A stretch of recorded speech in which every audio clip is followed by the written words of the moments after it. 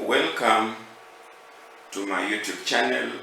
This is your entrepreneurship tutor, Professor Henry Wisa of Jomo Kenyatta University of Agriculture and Technology. Today I want to talk about school riots.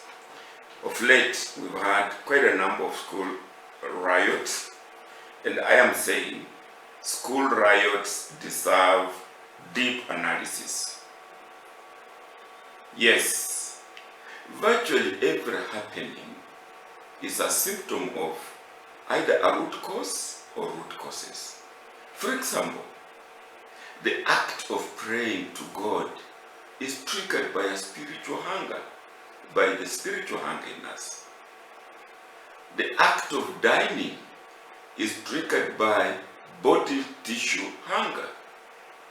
We go to hospital to heal ourselves of infections. Elections are rigged to satisfy hunger for power.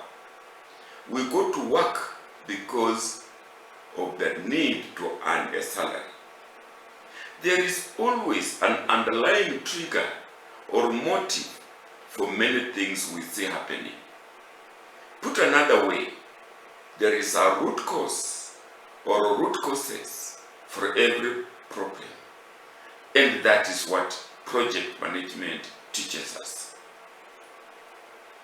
So, project management teaches that problems are undesired results caused by structural relationships among system components.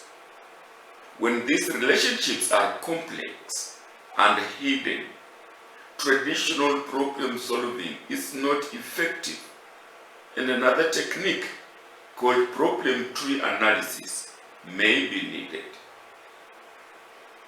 Problem tree analysis, which is also called situational analysis or just problem analysis, helps to find solutions by mapping out the anatomy of cause and effect around an issue. This has one major advantage. The problem is broken down into manageable and definable chunks. This enables a clearer prioritization of factors and helps focus solutions or solution objectives. Entrepreneurs use problem tree analysis also. For example, what business people traditionally call problems are frequently only symptoms of problems. Take the so-called problem of decreased sales. This is in reality a symptom of whatever is causing sales to drop. Business people who define their problems in terms of symptoms obscure the real causes and apply symptomatic solutions that fail to correct the basic condition. There's no wonder that many startups globally never live to celebrate their second birthdays. But let that be talk for another day. Yes, when students go to rampage, that is not the problem. It is a symptom. We require a problem tree analysis to establish the root causes. Yes, you can, that's just a second school. This TV 47 talking about night drama at Kimilili High School. Students rampaging, carrying their boxes, running. Bukembe has done it in Bungoma and the others elsewhere. So, using a qualitative research approach, I attempted a quick problem tree analysis of recent second school students' riots. I reviewed TV coverages of the riots, listened to FM radio stations hosting key stakeholders, interviewed some affected parents and students, and interviewed past second school graduates.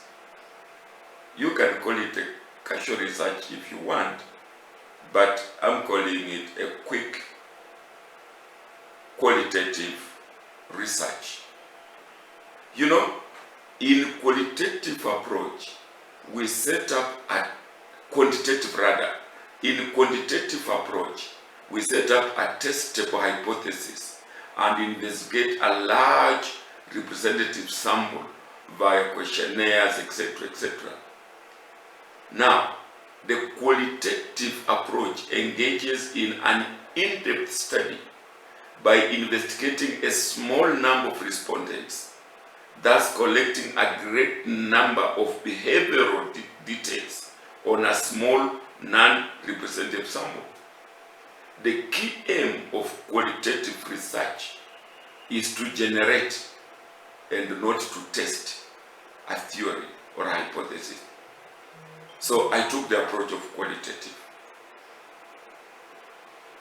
Students unrest. Yes, we have seen students unrest. And what causes this? By and large, that is student indiscipline. So student indiscipline leads to student unrest. But there must be a deeper underlying cause. And therefore, as I talked to those few stakeholders, as I listened to stakeholders on FM radios giving their opinions and all that, as I interviewed my own small sample, I discovered, or I am hypothesizing, that the bad, or what you may want to call immature national politics, is at the root of student unrests. How? Look, take this wing. Bad and immature national politics lead to ministerial top-down policy tendencies. Yes, many stakeholders interviewed, some parents I interviewed, TV coverages showed that there are certain policies in the ministry or in the education sector that are top-down, running from the ministry with little participation down to the grassroots. There was this stakeholder who said, for example, the current policy, or yes, call it policy if you want, of making desks for schools. There are these school head, if you want, who say they don't want the desks, they want space. He said before the corona came, they had their students sitting on desks. The corona has made it necessary to space those desks, not to get more desks. He says if we were engaged, we would have gone for how do we create space and not how do we. And indeed, he said some desks have been received and they are not being used, because that is not what the school needed. So non-participatory school system administration, unions, teachers not fully engaged, that leads to them versus us. The feelings among unions, the feelings among some teachers sit back, say they, the ministry, versus us. And when that happens, there are times when teachers are humiliated. As one teacher told me, that the rules that give power to head boys and head girls in schools tend to humiliate same teachers. And when teachers are humiliated, then they are disgruntled and are demotivated. And therefore, they may not discipline students as required. Another issue that I was told was that by simply removing caning punishment in schools, the teachers are unable to discipline some students adequately. So that is one of the results of top-down policies which are passed on to the implementers at the lower level, but the implementers don't own them. Hence, some of these happenings. Bad and immature national politics leads to poor or weak educational policies. When this happens, there is also inadequate funding, or it leads to inadequate funding. And when there is inadequate funding, there is inadequate school infrastructure. And when there is inadequate school infrastructure, there are disgruntled students, and that leads to students in display. The poor and weak educational policies lead to overloaded curricula. And when there is an overloaded curricula, there are disgruntled and demotivated teachers.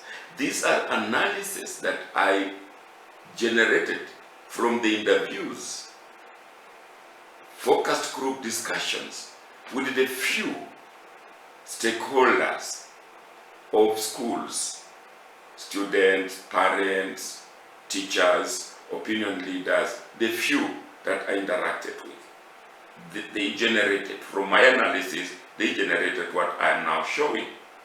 Poor and weak educational policies also lead to poor pay. And the poor pay, again, leads to disgruntled and demotivated teachers.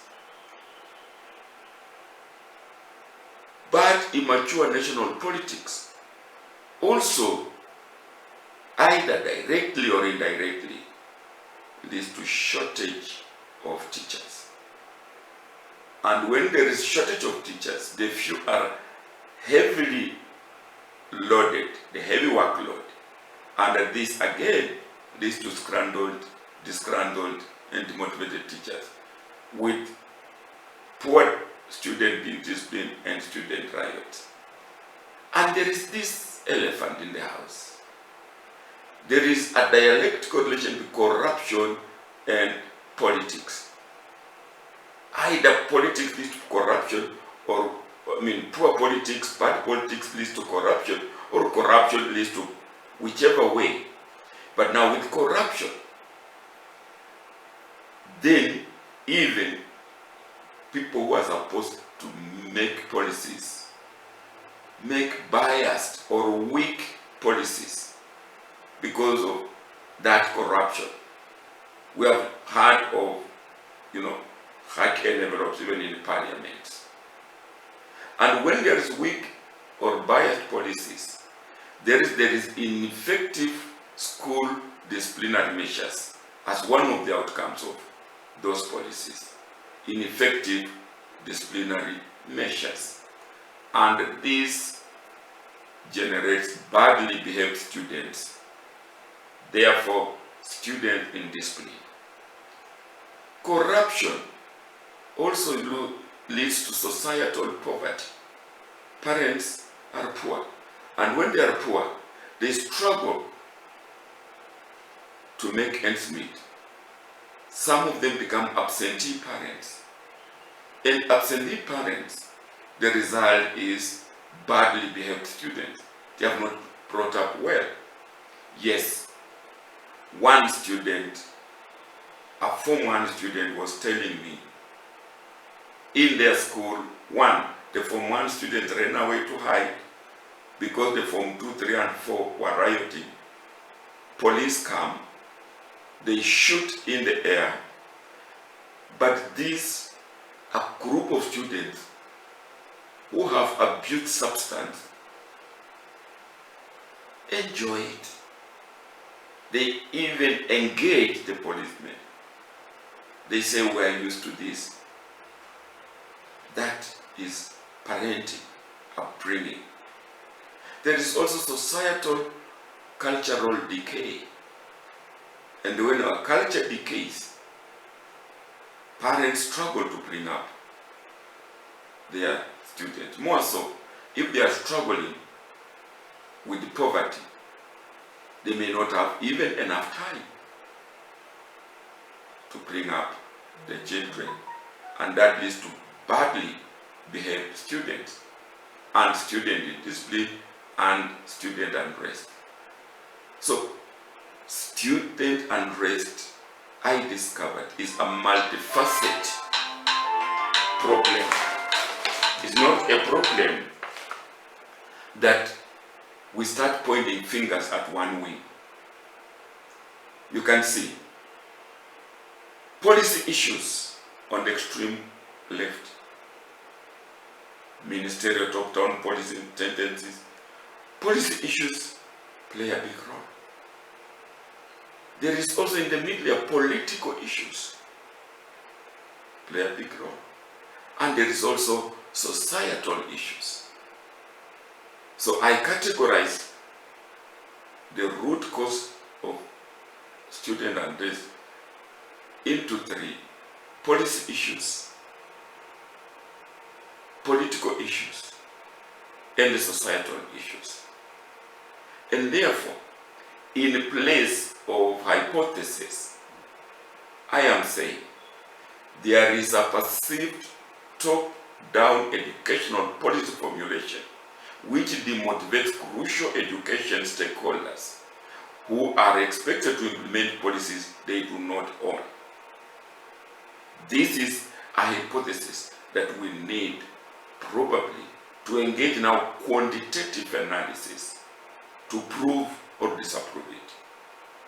My next hypothesis is the political scene which condones corruption immensely contributes to a poor educational environment as well as poor parenting due to societal poverty. These are my major hypotheses that I have discovered by a quick interaction with some stakeholders of the education system. And as I said, I did not do quantitative research, and therefore the results may not be representative, and indeed that is what qualitative research does. Qualitative research does not bring out representative, does not use representative samples, but the index that it uses generates hypotheses which we can now go out to investigate deeper. And that was my a quick one for that matter. So if you enjoyed it, like it, share it, subscribe. And if you wish us to do your problem tree, reach us. Thank you for listening. And if you are a teacher, let's try to discipline our students. If you are a parent, let's try to do parenting. If you are a student, know you are the future leader. Let us behave in a manner that will generate fruits for this country of ours. Riots will not lead us there. Riots only destroy property, and when they do that, we retard the progress. We make 2 steps forward and 3 steps back. The property that was destroyed in Chatamis, in Kimilidwan, we shall have to again rebuild it, and that would have taken us back. Thank you. and have a riot-free day, won't you?